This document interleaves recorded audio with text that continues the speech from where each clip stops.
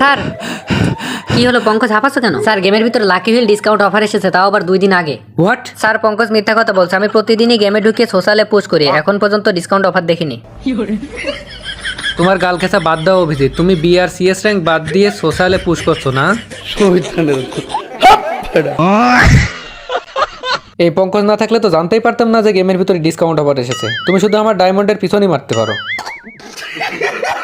আসলে স্যার আমি তো জানি আপনার আইডিতে ডায়মন্ড নেই, এই জন্য ইভেন্টের দিকে খেয়াল করিনি। কে বলেছে ডায়মন্ড নেই? দেখো কত ডায়মন্ড আমার কাছে। এই যে ডায়মন্ড দেখছো, আর সব খরচ করবো ডিসকাউন্ট অফারে।